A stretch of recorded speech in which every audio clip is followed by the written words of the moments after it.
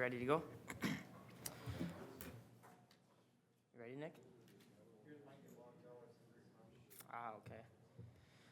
All right, it's 5:01. Let's call this Committee of the Whole meeting to order. If we could all rise for the Pledge of Allegiance. Pledge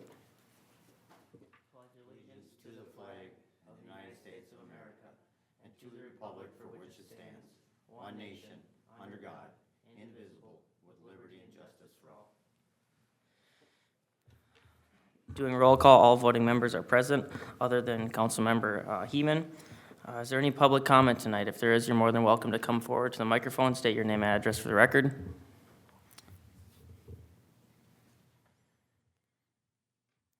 Hearing none, we will close the public comment.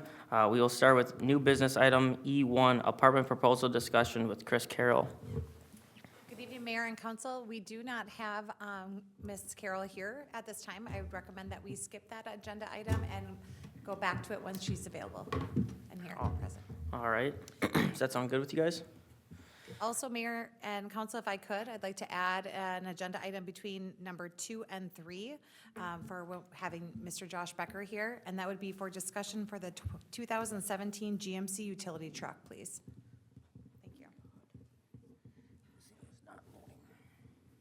All right, so we'll add that to item 3, and we'll move on to E2, community center CIP improvement quotes. Oh, do we want to do it right now then? All right, we'll continue with E1 actually. Apartment proposal discussion with Chris Carroll. City staff, did you guys have anything to add to this, or how do you want to start the conversation? I would like to just add, they gave us a new layout, and so you'll have, as requested, the previous layout that they asked for consideration, and then the new layout, which shows the use of only the upgraded road that's available on Centennial, so part of that road is already upgraded to city standards, and so their driveway would come off of that section of roadway, and then the second exit for fire safety purposes and emergency services would be emergency services only, so that would be utilizing the non-upgraded portion of roadway, therefore limiting the impact to that road. And the new proposal would not require us to put in a cul-de-sac or any of the infrastructure there, correct? It's up to your discretion, really, the council, how you would like to see it proceed, but it doesn't require it. When the city decided to upgrade it, it would still be assessed to the property owners, as our policy currently states. Okay, do you know roughly how much that property would be assessed if we were to do an assessment on that street upgrade? It was the proposed amount for the project of around 145,000, I believe a little less, or, sorry, Jason. I think we had 125. Okay, so that would be their assessed cost if or when we ever did the street there, okay?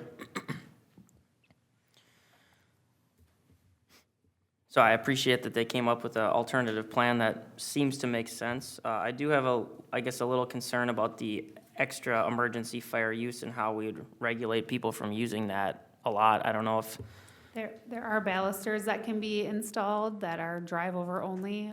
Otherwise, Engineer Cook had some other ideas utilizing grass pavers so it looks like there's not a roadway, but they do allow for fire trucks to utilize them once a year. I don't know if he wants to elaborate.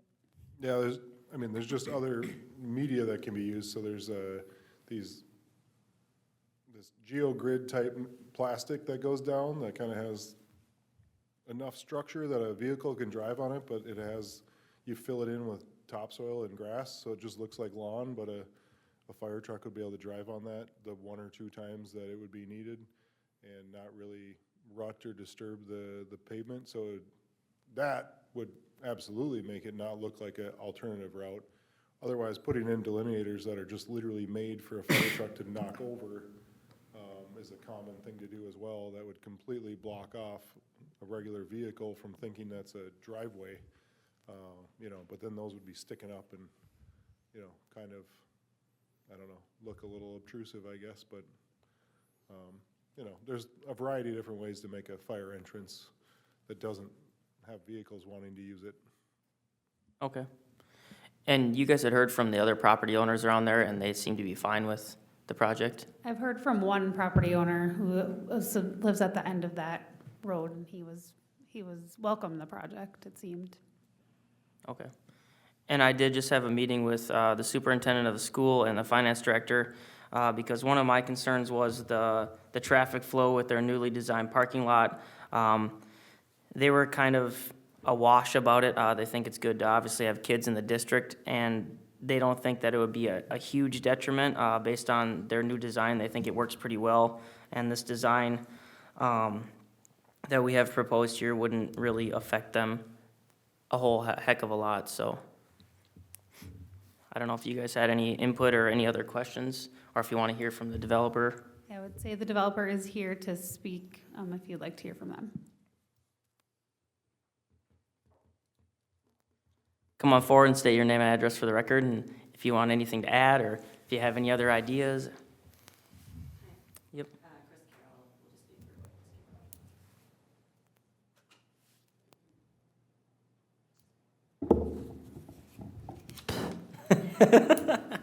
Chris Carroll, 308 Whiskey Road.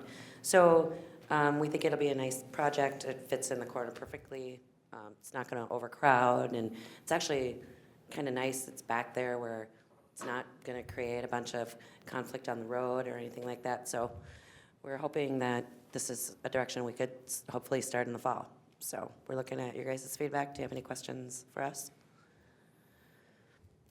So that's 28 units. Is that a two-story? Yeah, it'll look the same as the other buildings. Okay. Probably a different color, but the same. Okay. Any other questions from you guys, or do you like the newer design better without impacting the existing road, or what are your thoughts? I guess I would like more information on the fire department driveway there. If we did anything different from any of the other buildings, this would be a pretty unique drive to have. So I would want to make sure the fire department knows that that is a pass-through for them. One- And Sorry, I thought you were finished. Once this is brought forward to the planning commission and the site plan is officially applied for, the fire chief does weigh in at our development review meetings, and so the fire department will have their, ability to speak on what they'd prefer to see there. okay. This is also wider than the other one. So it's the garages, we have more space between the garages and the building than we did on the existing, just so you're aware of that. Okay. And this is already zoned for this type of use, correct? This is zoned for medium density, multiple family right now, so we would have to rezone to an apartment complex, so R4, so it's an R3 right now. The density would allow for 15 units currently, and this would be 28. But we don't really have any zoned, we don't have just apartment zone parcels within the city. Like, it's a zone that we use, this is how we use it. If somebody comes along and wants to zone it for apartments and it fits within that zoning district and adjacent parcels, then that's what we've seen precedents set as doing. And Chris, on this, maybe you can answer this. These would just be regular apartments, not subsidized, no Section 8, regular market rate apartments, no government subsidies, no anything, correct? Correct, 100%, yeah, just like the ones we have now. Okay. Any other questions or thoughts? I have Come on one. up. Oh. Hi, William Carroll. So if we have our driveway not on that road, we'd still be assessed in the future for the 125? Yes, technically you would be, no matter what kind of frontage you have on the road, you would be assessed for it since it'd be your main drive for it. Well, with knowing that, I think the other layout was better with two driveways and back to where we were the first meeting. Sure. Then why wouldn't have an easement on the neighbor's property and then an emergency exit? We would just have good flow. To me, that makes more sense. If I'm gonna pay the 125 later, I'd rather have my own two driveways.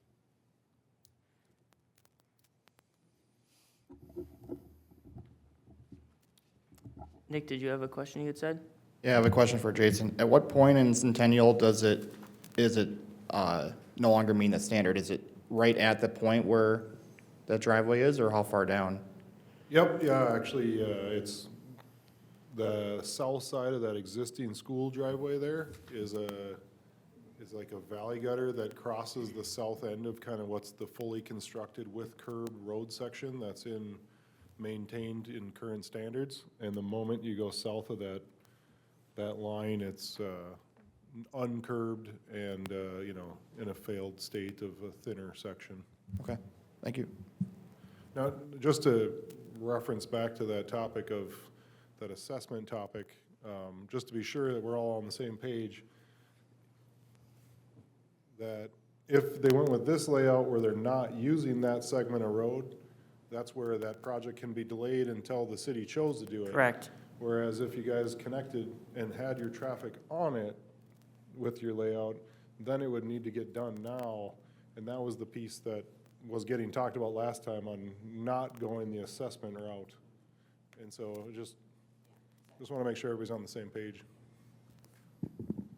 Yep, and if you go back there, there's only one house back there in one of our public works areas, and it really isn't accessed that much. That road has been pretty bad for a long time, and I don't see us ever actually really doing anything with it. I mean, even if it was a dirt road condition, it would still serve the purpose.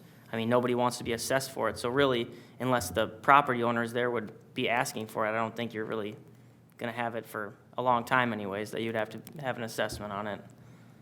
And it's just, when you have an apartment that would be forcing a new road construction project, it's hard to justify having to spend taxpayer money to do it. But I think this second proposal you guys came up with is a lot more feasible, and it doesn't cost taxpayers anything, and it still provides the opportunity. That's my opinion on it. No, I agree. I would think at that time, if we did do the road and they're gonna be assessed, at that time, they could take that out and make that a drive-through Sure. at that point, at the same time. So it's not like it's wasted at this point. I think that makes sense. I mean, realistically, it's a huge asset for taxes. This property will be. I mean,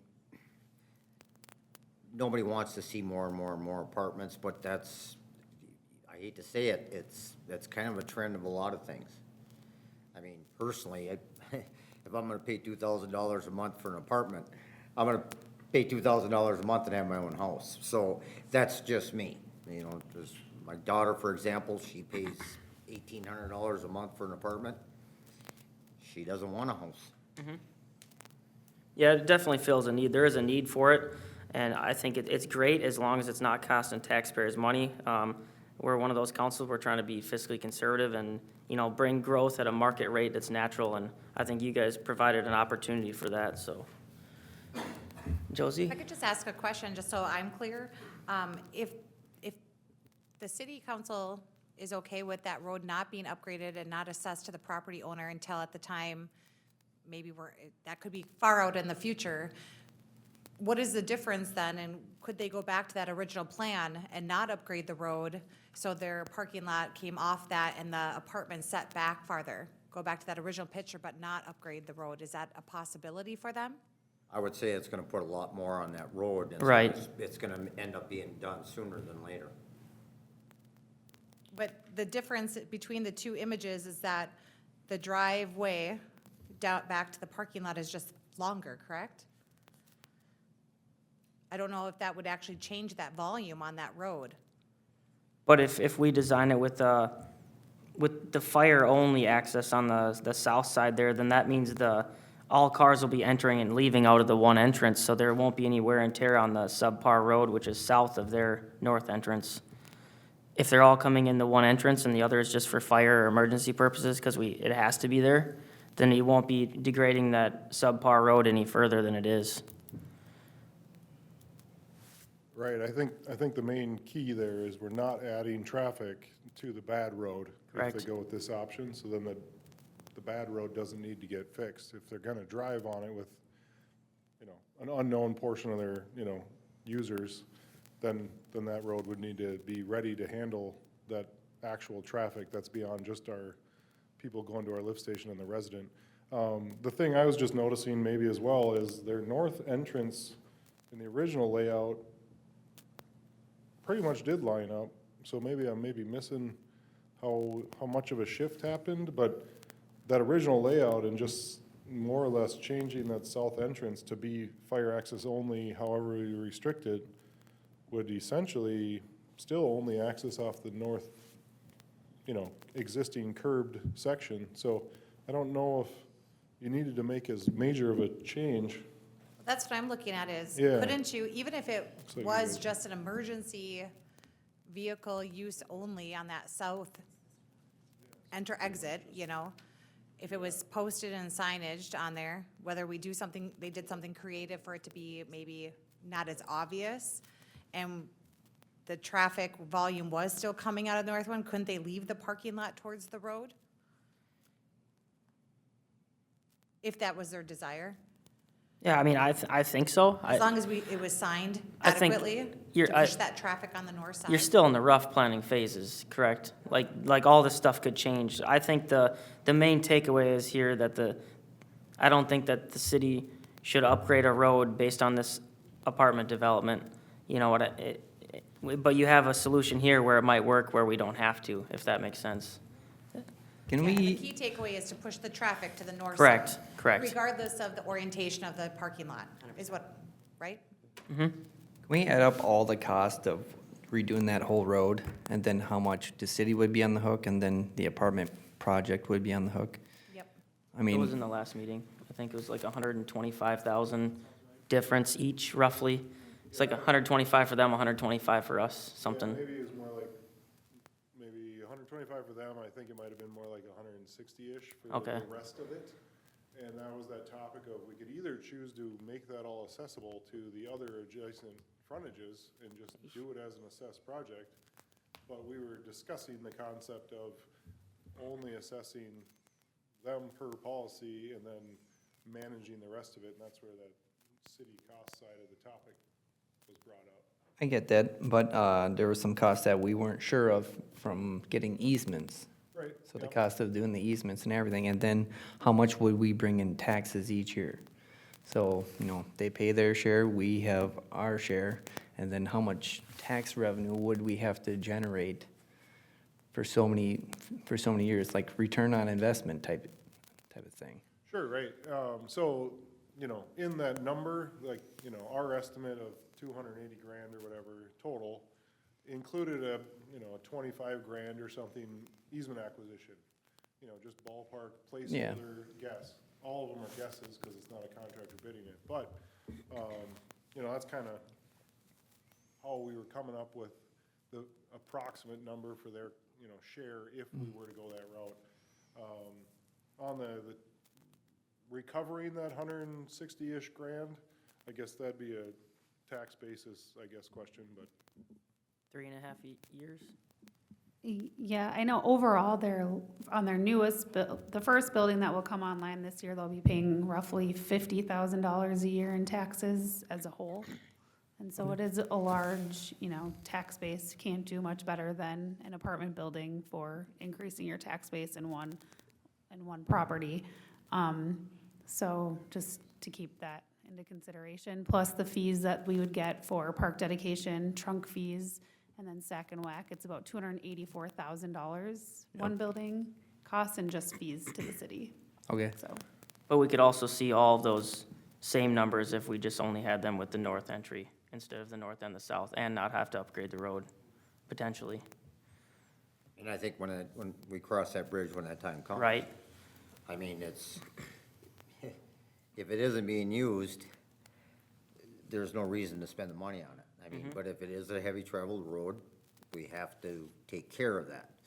I mean, but if it's not being used, I kind of like this second concept here with that fire department only entrance. And that, who's to say that they're not gonna drive down there and park out there and then walk into the apartments? I mean, let's go across 65 on the other side. And they park more on 5 than they do in the parking lot of that, which kind of drives me crazy, but if they can do it, they're gonna do it. So, Well, chances are we probably wouldn't allow that. what's that? We probably wouldn't allow that. Yeah, you guys already look have like you that. have more parking Yeah, than 'cause they the do. next- Yeah, we probably wouldn't. Yeah, but I mean, so, you know, and then you cross that bridge when the time comes, you get, you know, you're getting this thing rented out, you're starting to have income come on it.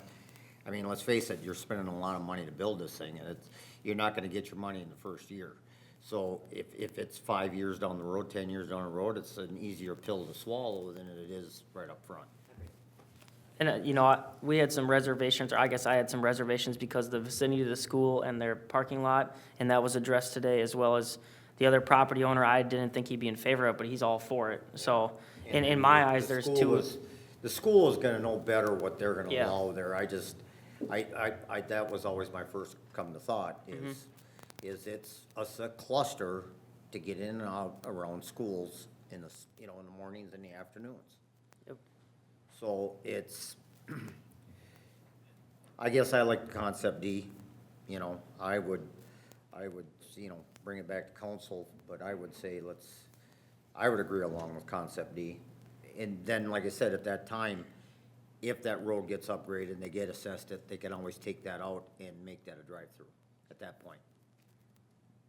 And if they're, and, you know, if they came back again with a different idea, I have to give them a lot of credit. They want to move forward with this project. Yep. Yeah, and I apologize, we didn't know you were here last time, so we didn't have you come up to the microphone. Otherwise, this is the type of discussion that we love to have with developers and stuff, so. It's okay. Nick, did you have any questions, or? I do not. Okay. How do you feel about it?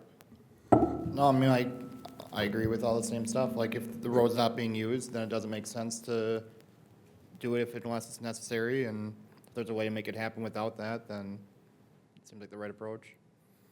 Okay. Sounds like a pretty good consensus from all four of y'all. So thank you for coming in, and hopefully that gives you some direction. I think, you know, obviously, as far as layout-wise, inside, that's, you know, your guys' prerogative with the garages up front or the building up front or whatever you guys think will work best for you. So if that's answers all your questions, otherwise reach out at any time. Thank you. All right. We will move on to new business item E2, Community Center CIP improvements. And I would just like to note for the record that Councilmember Heeman showed up at 5:23 PM. So Stephanie, this one will be you. Good evening again. So the CIP improvements for the community center include the siding, windows, and exterior doors for the building this year. That was in the capital improvement plan for 2025. And so we did put it out for quotes and received 3 quotes. And before we move forward and lay them out for you, we're not really here to discuss the quotes individually unless I guess you guys want to, but it will come back to council if you guys want us to move forward. They just all came in a little above our budget. And so recently, as things have been coming in higher, we wanted to make sure 3 quotes is enough, that we did our due diligence. We did post it on the project notification list, as well as reached out to other contractors and did receive 3 quotes, though they're all just a little higher than what we had budgeted. So just making sure we're still okay to move forward, bring these quotes forward at the next meeting, and if you have any other questions. They're roughly $3,000, or I'll say $4,000 over of what was budgeted or more. So I would like to discuss maybe more of what's on there. I know that the quotes aren't exactly, I mean, they're apples to apples, but there's some variance in what some contractors think we need and some contractors don't think we need. So I guess for me personally, I would like to go over what's in the ask list and what we're gonna do to it. I don't think the fact that it's over budget, that little amount, is the end of the world, but I would like to make the decisions to do it right once and be done with it. So we have all of the exterior windows. They haven't been replaced for a long time. They're aluminum windows. We have had some issues, and I know Mr. Becker can chime in a little more on the condition of the building here, as well as all of the siding, and we're considering vinyl siding as our best affordable option for this building, with some trim just to break up the south wall of the building with a sign on it, as that's a really large wall. And so some trim, or there are alternates for board and batten or something else to break it up, so that increases the price a little bit. as well as the exterior doors. We're keeping 2 of the exterior doors, which are steel doors. They all have to be steel doors according to fire code and being a public building. And also an alternate option to transform the south-facing 2 windows to potential window doors, and that increases the price as well, about $5,000 to $6,000. And so just another option to add some more outdoor space activity to that lawn that is there, and maybe eventually have the possibility of having another outdoor patio or something in the future to it. Just trying to give ideas, since this is our one chance to redo these things and think about what's the best way to utilize this building. I don't know if you want to add anything else about the condition of the building, the siding, windows? What's your opinion on the windows? Well, I think if we're tearing into it, you would replace them now because of their age. I also believe the quote with the windows in there came in the cheapest anyways. Correct me if I'm The wrong. 2 to keep the windows were more, Yeah, and then, I know a lot of the headers above the windows and stuff there's some damage, dry rotting going on, so I think that'll get fixed with the windows. And I know a lot of the siding is pushing out. You could push your fingers right through a lot of it, so. Will those windows go out for bid or on auction or for sale? I'm not sure. You can maybe give them You away could- for There ha- free. There has to be some value in them No. to somebody, no? I don't Most think people- those windows have ever been changed as long as I've lived here. Are they double pane windows? I believe they probably are. Okay. You might say put $100 on it, and you might get 20. I mean, it's just, it almost isn't worth. If they're aluminum windows, they're worth more in scrap than they are as windows. I was just thinking, a lot of guys, when they're building fish houses and stuff like that, they're always looking for. Those are pretty big windows for that. Be fancy. Yeah, it's. Well, yeah. Okay. And I do know some of the doors in there are wood, which doesn't meet code. They're supposed to be steel doors. Yeah, fire doors. Okay. And there is a contractor here, if he wants to come forward and give his opinion on any of the condition of the building or.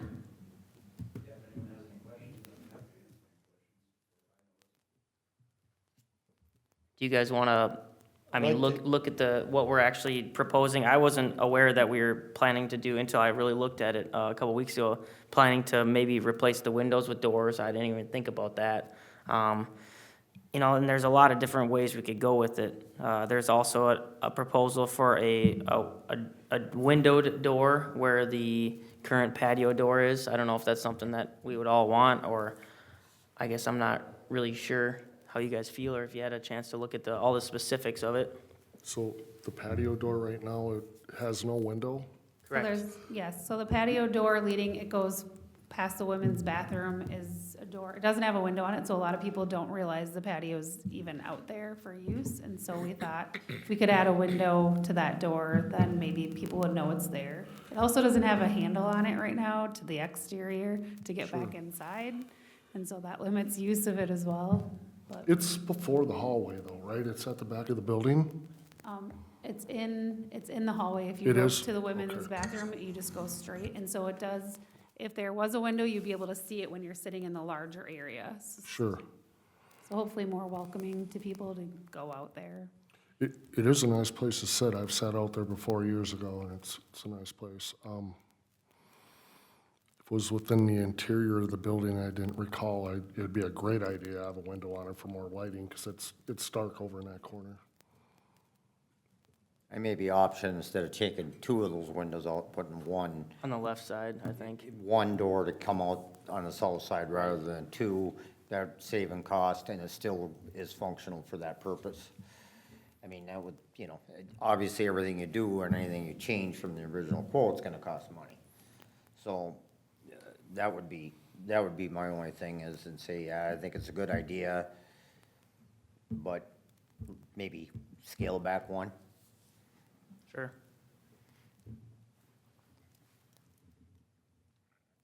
Any other questions on anything else? I have some questions regarding the windows, if you're able to speak to it. You had quoted for 6 windows, one of the other quotes is for 3 windows, and then the one quote says that they're good and to not do anything with them outside of refinishing them. Let's see here. So as far as the windows, And I do, sorry, just to clarify, no one, the quotes have not been published publicly at this time because we don't want anybody coming in trying to undercut the quotes, because this does not have to follow bid law. And so we're trying to protect that information specifically until we publish them and are making the final offer. So really try and just. Don't so say the you're number, aware. don't say the Yeah. numbers. Okay. so for the windows, we had 5 picture windows or sliders. The price difference is the same for me as far as my cost, because the picture windows are so large that breaking them into a slider, even though a slider would typically be more money, it's the same price for me. So it doesn't matter to me if you went with picture windows or sliders. There's one single hung window that we quoted, that's on the north side of the building. So that would replace all windows, and then we were gonna be removing the one hexagon window on the east side of the building. So that would cover then all windows in the building. The windows, in my opinion, are definitely due to be replaced. There would be no value on them, and as far as I would ever think. I don't think anyone would want them for even like a fish house or anything like that, because they're all picture windows, so they can't open them and escape or anything else. They're too large for something like that, so it wouldn't probably really make sense for anyone. And the glass at this point is old enough where it's not doing its job as far as insulation factors and everything else. As far as the doors, we had 5 commercial steel doors, and then we made it as an option to not do the 5 picture windows, just do 3 picture windows, and then the 1 hung window, and then the 2 doors with the side lights. My thought on it is you probably prefer to do 1 picture window on the south side, and then 1 door that you could walk out with the side lights. I think that would probably be a better option, save you some money. Aesthetically, it probably would look better too, or make a little bit more sense if you're looking at the south side versus seeing 2 doors at the same, the width that they are right now where the windows are. Sure. Did you have other questions on that? So they had said that there was some possible framing issues. Would you be doing any repairs in the process? So the framing, there could potentially be some framing issues underneath the windows, because you could tell where, like under the one window, for instance, there's a hole probably that large where you could just stick your hand in it. So I don't know what all is rotten underneath it, but if we took those windows out, or that window in particular, for instance, and put the door in there, that framing underneath it would go away anyhow. Okay. Now, is there framing issues, let's say, on the left or right side of that window? I don't know until we tear into it. So, if it's something minimal, then for myself, I'm not gonna worry about it. We'll just take care of it. But if it's something, much larger, then at that point, obviously, we need to reassess and probably look at doing a change order for something like that.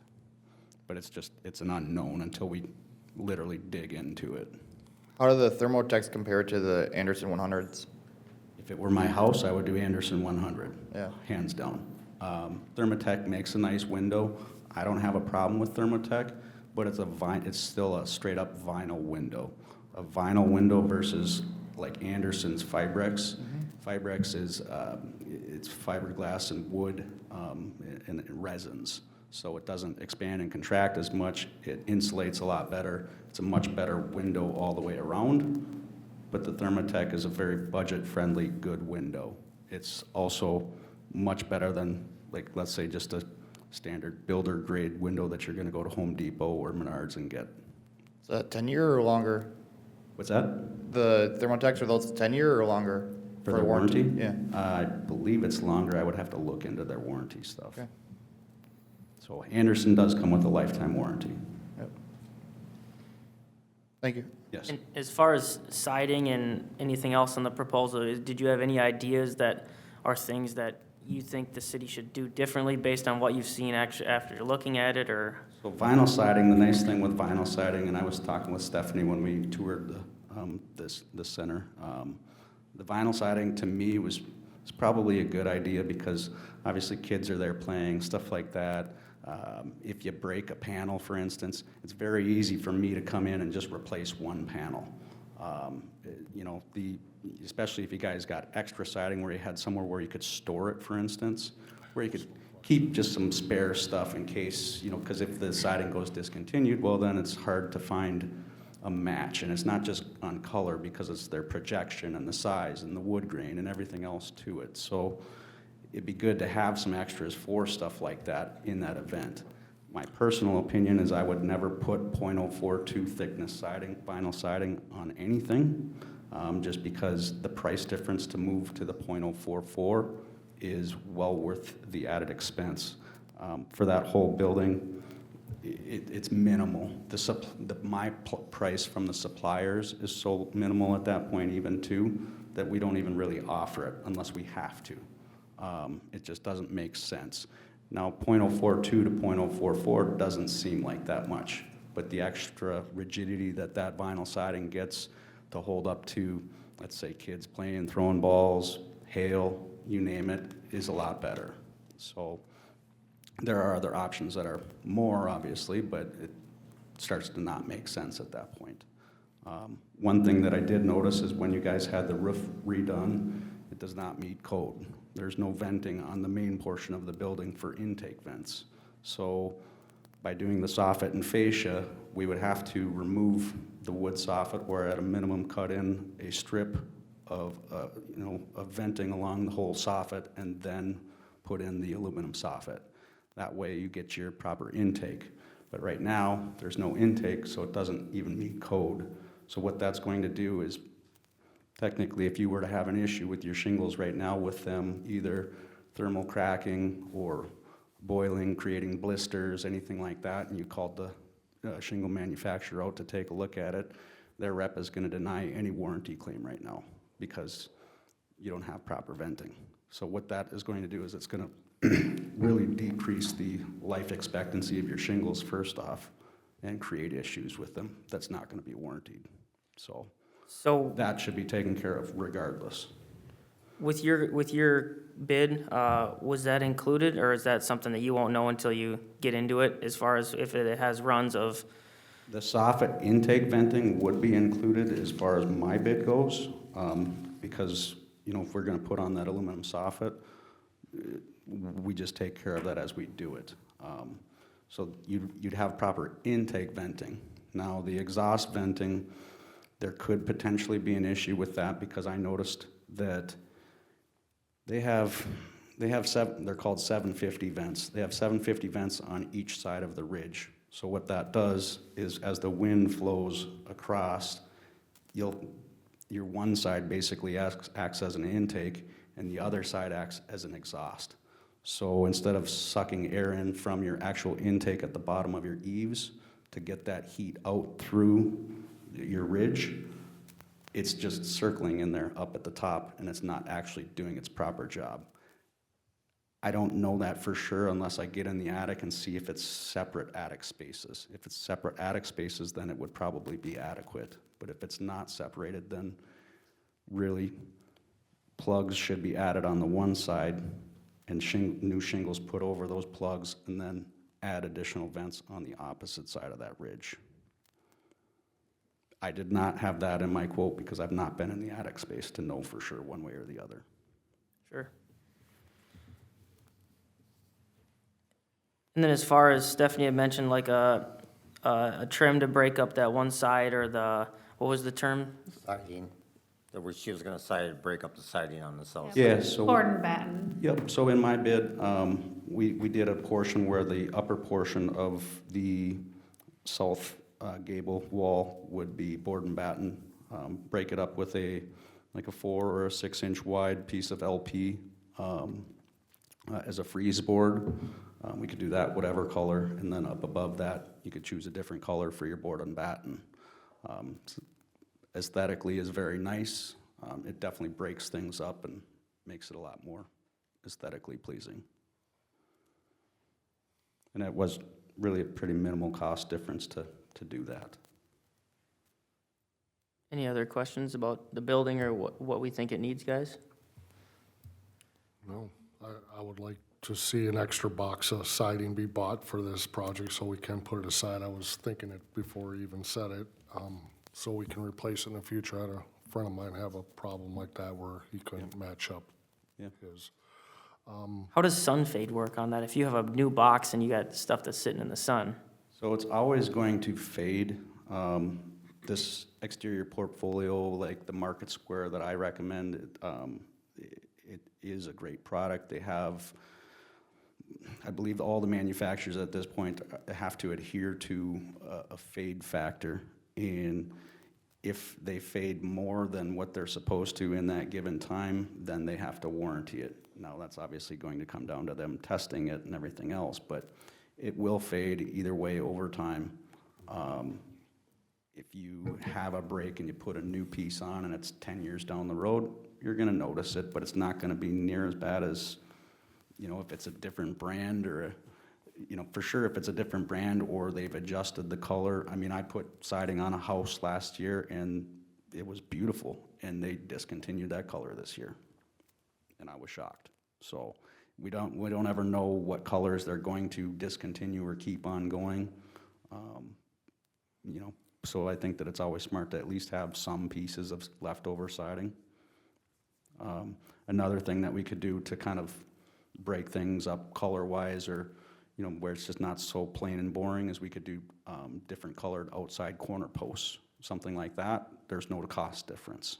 So we could do it where the outside corner posts are the same color as, let's say, the upper portion of the gable to match the board and batten, for instance, where then it really kind of pops and gives you some contrast around the whole building.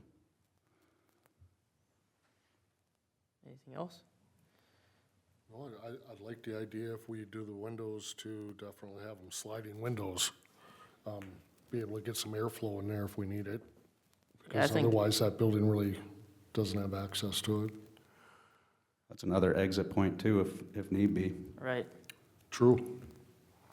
I think I prefer to see sliders than picture windows myself. They probably insulate a little worse, sliders, I would say. Correct. Yep. Okay, well, maybe a mix then. And for us, it doesn't matter if you want to say, okay, we want to do sliders here and we want to do pictures there. It won't be a difference, so. Okay. Any other questions, guys?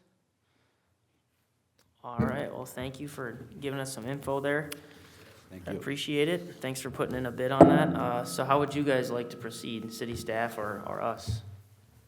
I mean, I think we're on the right path. I don't think being a few $1,000 or 10,000 or whatever it is over budget, it's not the end of the world. I appreciate you guys bringing it forward to us though, a lot, so. And then I will prepare the quotes and specifically outline the items that it looked like you guys were interested in adding, like the one door to the side of the building, and line them all up so you can compare them all evenly, and then they'll come to the next meeting for city council to review.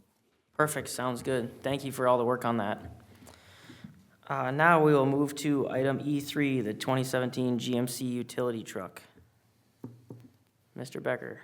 Good evening, Mayor and Council. Yeah, so we got that 2017 GMC LT 53 Chevy motor.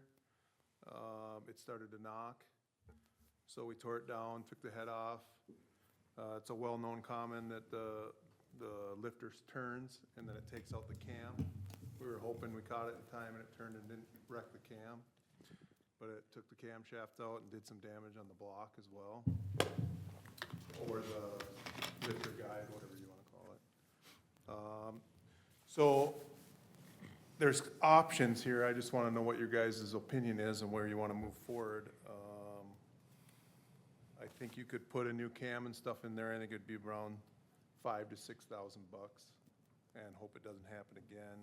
You can get a GM motor and have it installed. They're like $6,000 to $7,000, and then with installation, probably 10 grand total. You can get an aftermarket motor They're 4 to 5 grand installed, 8 grand, 9 grand maybe, give or take. These are all just guesstimates. The truck has 65,000 miles on it. With idle hours and stuff like that, they say it's probably more like 180,000 miles. 180?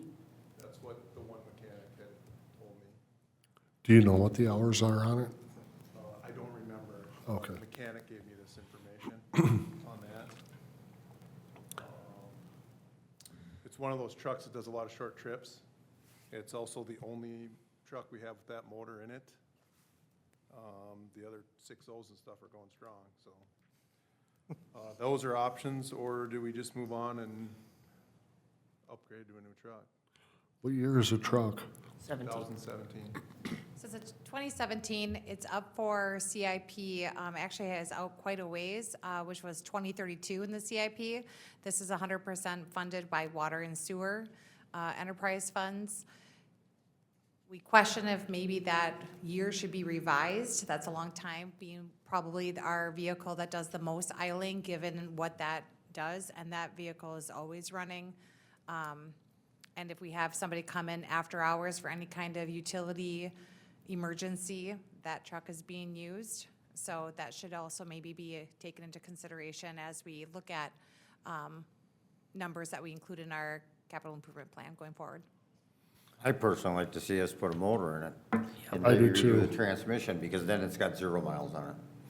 That's the way I was looking at And it. that's gonna be a lot cheaper than replacing that truck. I got a rough estimate from a repair shop today. It was $8,000 for a GM motor installed, roughly. Now I was just like, just give me a rough shooting at the hip number. Obviously, it's not a bid. I think it'd be good if we could get a cam and lifter replacement price, new GM motor price, a used GM motor price. Maybe if there's anything else you want, just a few options, because if they're already giving you one bid, it's not much more to get others. And then we can kind of decide. But I'm under the impression that, keep that truck running, and hopefully we don't have a problem again for a long time, but. I would definitely like to see either the transmission rebuilt or replaced at the same time, because then we can leave it out as far back as it goes. Yeah, but with transmissions, transmissions are hard because you can put a new one in and in a year it goes again. You're never gonna get a transmission in a truck as good as the factory does. So that's, I don't know, maybe if it's due for a service, absolutely, but I don't know about a new trans. Do you know what transmission is in it? It's a 4L60E. Yeah, probably that. Which is what Allison makes that, or? No, It's not GM. an L. Oh, it's a GM. GM. GM makes it. Out of those quotes that you had, did you have a remanufactured motor? Like, there's a lot of companies across the United States, you send them your old block, they'll send you a new They're motor. 4 to just- 5 grand. 4 or 5. For a aftermarket motor, not a GM. And most of those are what, 10,000 1 year or something like that, or for a warranty? Yeah, like I said, I just did some quick figuring on it, just to give you guys somewhat options to where you want me to move forward, and I can get better numbers on everything. I think that's what we should do, is get better numbers and get the warranty issue figured out, what that's gonna be, and on all We three across the board. tore it down, took the head off to make sure and verified that it did spin and take out the cam. But with our tools and time, it gets kind of as far as we're thinking about going. Well, and if you said it had some block issue damage too, that's another issue with it. Potentially. Yeah, the lifter board. You might be okay. It's a very common problem in these engines. I have one myself. It's very common. Sometimes you can put it back together and it'll run for another 200,000. Sometimes you put it in and it runs for another 150 miles.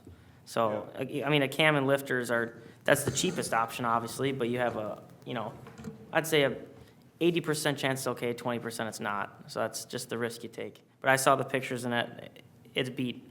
The cam is for sure gone, so. Yeah, so I mean, anywhere from 5 to 10,000, I think is probably a repair cost on it. So, and what's the cost of a new truck?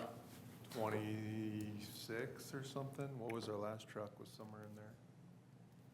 Yeah, I can't believe. 26? It's gotta be more than that. Nick, did you guys buy any? You don't remember what? Okay. Yeah, it's Well, we gotta be get more state than that. pricing, it's quite a bit cheaper. We do get Jeez. state pricing, and we would be able to take out, I mean, that vehicle's been outfitted with certain things, which would be able to be put into a newer truck. But I can tell you, let's see what we have in the budget would be, There's 56 in there, I think. No way. it's roughly probably about 50,000, 45 to 50,000 depending, but that is what was in the CIP if you were to pull it forward. However, I don't know if that number that was included was outfitting a new vehicle or if it's taking out what we have in this one and putting in there. Okay. Can he look up the GMC we just got? So I don't think it was that much. Also, you had said that this would come from the Water and Sewer Fund. The repairs would as well? Correct. Okay. Do you remember the vendor? It's that, are they out of Fergus Falls? I mean, I could get those numbers better. Yeah. I was surprised, I thought that it was a lot cheaper than I thought it was gonna be. Okay, yeah, maybe come with those numbers and a few different quotes on the repair, and we can kind of decide, but I'm in favor of probably keeping it. That's a pretty new truck to be. Yeah, was it in Fergus Falls? Because they were the ones that had the state pricing. It might have been 20, I thought it was. So in So- August of 2024, we got a GMC, it was 51,000. Yeah, that was a cop truck. Oh, yeah, Chevy Silverado, that was cop. Pleady.